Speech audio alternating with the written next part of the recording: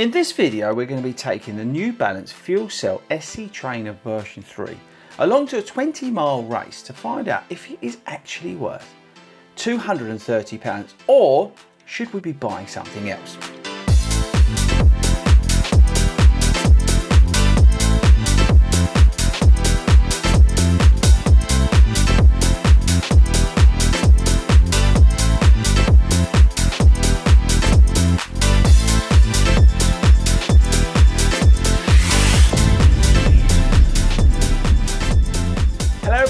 Welcome to FORDY Runs.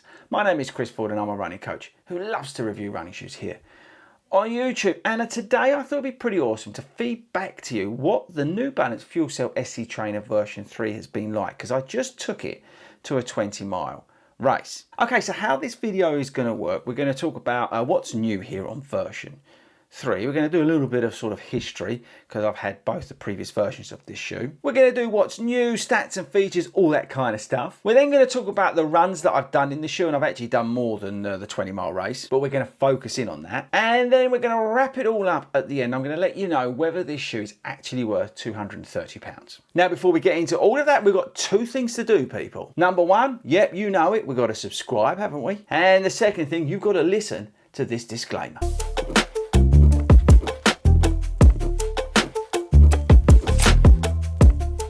Right, so that's covered my arse. Let's move on. Okay, so the New Balance Fuel Cell SC Trainer 3. I wish it had a shorter name. I think it looks absolutely cracking in this colourway. Let me know in the comments if you agree or disagree. Now, version 1 of this shoe I didn't get on with. Version 2 I really liked. And version 3, well, I'll let you know at the end of the video. I used version 2 of this shoe for the New York City Marathon training that I did, what was it, last year? And I really enjoyed that shoe. And it didn't suit a lot of people, but I got on well with that shoe. I used it for a lot of long runs at target goal pace in my marathon training. Now this year, if you didn't know, I'm training for the Berlin and Yorkshire Marathon. So this is a shoe that I am using in my marathon training. Now for context, I am about a 3:40-hour marathon runner. I am trying to get faster and that's not going very well. But this year, we are trying to go a little bit quicker at the Berlin Marathon. So to give you some reference points, that's where I am as a runner in terms of the marathon distance. Now why do I mention the marathon distance? Well, because I think this shoe is suited for those sort of longer runs, which is why I took them to a 20-mile race at the weekend. Okay, so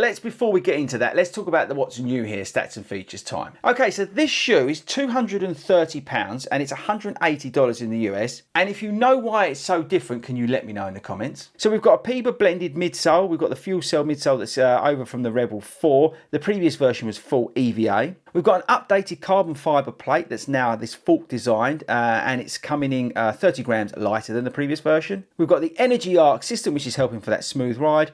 Phantom knit upper, doesn't fit true to size, it's a UK 10. 40mm stacked down to 34, that gives us a 6mm drop.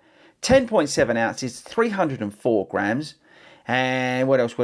Oh, we've got some new rubber coverage on the outsole. And that's about it. Okay, so let's talk about the shoe quickly. So here's the Phantom knit upper. I think this colourway is absolutely banging, by the way. I just love the cutouts and I love the geometry and the whole setup of this shoe in terms of the looks and the feel of it. Lacing's okay, tongue's okay, comfort's okay. Heel counter's good enough in there to give you some structure to the shoe. Width is good and you can see the cutout and the Energy Arc on the plate there. The shoe fits okay at this UK 10 instead of my usual 9.5. You can hopefully see the 2 layers of foam. So in there is the plate that runs through it. So we've got that sort of 2-layer setup on the shoe. Like I said, the outsole coverage is good and it's done the job on the runs that I've done in it. As a reference point in terms of weight, this is 10.7 ounces, so 304 grams. The Hyperion Max 2 is 274 grams and the Super Blast 2 is 266 grams. Now granted, both of those shoes are UK 9.5, but I think it's worth pointing out the weight difference. So okay, let's move on to what this was like on that run. Because like I said, I've done a couple of runs in the shoe, but I want to focus in on that 20-miler. Because I think this shoe is suited for those sort of marathon training people, maybe half marathon to a degree,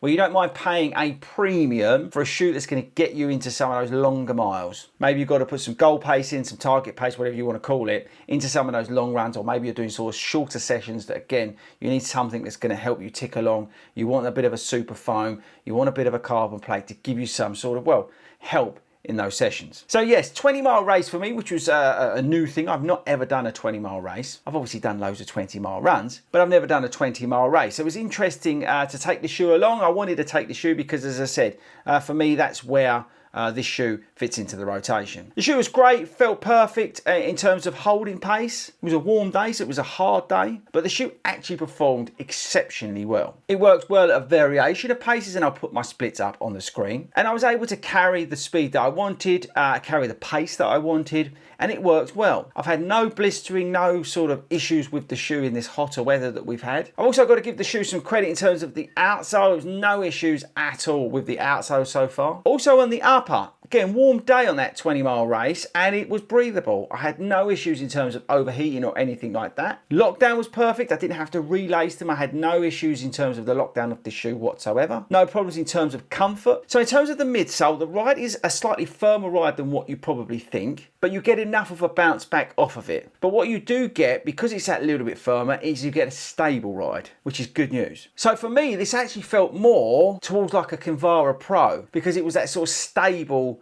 long run shoe with a carbon plate in it. Although this probably felt more bouncy, more feedback, better feedback than the Kinvara Pro. But yes, what I would say is the foam is not overly soft. You've got to be aware of that. You know, don't get these and think, oh, it's a bit firm, because it is a slightly firmer ride. But I think the key takeaway for me is that the ride is not overly soft. Now that may surprise some of you, but it was the same in the SC Elite. For me, the SC Elite, the new version, was a firmer ride than I was expecting. Now that shoe did break in. I did a lot of miles in that shoe for my London Marathon training, and the shoe does break in, and this will do the same thing. But it's not as soft as you think. When you put the Rebel 4 on, you'll know exactly what I mean. It feels a little bit, well, just a little bit firmer than what you're expecting. But I don't mind that, okay? So that's not a criticism for me, because I actually don't mind that. So yes, ride was fine, paces were good, effort felt okay in the shoe, no issues at all with it on that 20-mile race, and I actually really enjoyed being in the shoe. Okay, so that's that. Let's move on to the things I like and things I don't like. I like the midsole, I like the upper, I like the fit.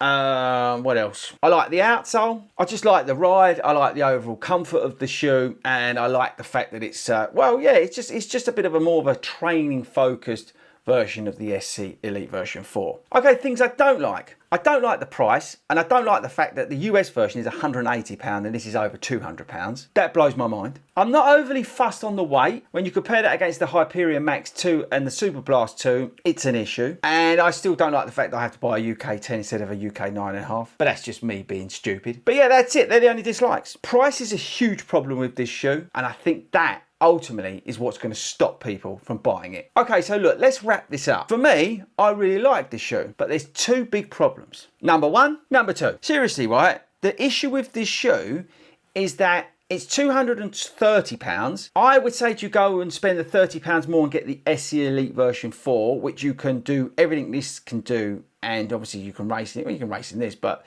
I would say that's a better shoe in terms of I can't believe I'm saying this. Value for money. That's nuts. But I would say £230, why not spend the £30 more and get the Elite? This shoe is £160. It's lighter and it's a lot cheaper. And if you use the code FORDY runs at Start Fitness, you're going to get it even cheaper than that. And it's a slightly firmer ride than what you get with the SC Trainer, but you can do everything you do in the SC Trainer in this. I absolutely love this shoe, as you all know. It's £160, people. 230, 160. Makes no sense. And as I say, the other big issue is the fact that the Super Blast, if you can get it, is £200. And I know this doesn't have a plate in it, but if you're looking for a shoe to do marathon training, goal pace and all that sort of stuff, well, this is the king. I recently did a 21-mile run in this shoe, put it on the channel, check that video out for yourself, and this was awesome. So again, why would you spend £230 when you can get this for £200? Now, I do know that some people don't get on with this, so maybe that's the opportunity to look at this shoe. So in conclusion, I like the SC Trainer 3. I really like it. I think firstly it looks awesome. It does exactly what I want in terms of like a long run super trainer. I've got a great foam in here, great carbon plate,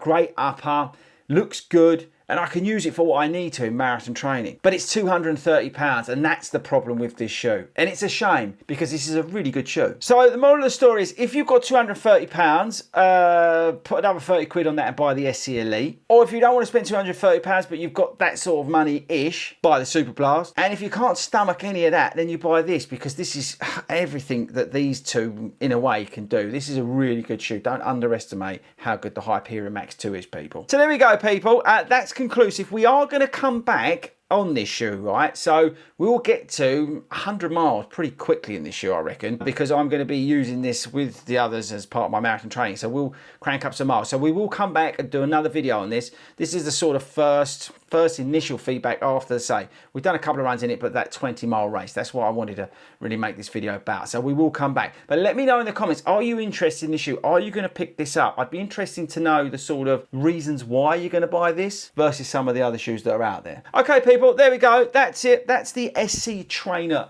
version 3. Again, I like it, but I like this and I like the Super Blast, but what can you do? Okay, guys, don't forget to subscribe before you leave me today. Thanks for sticking around to the end of the video, and I'll catch you all later.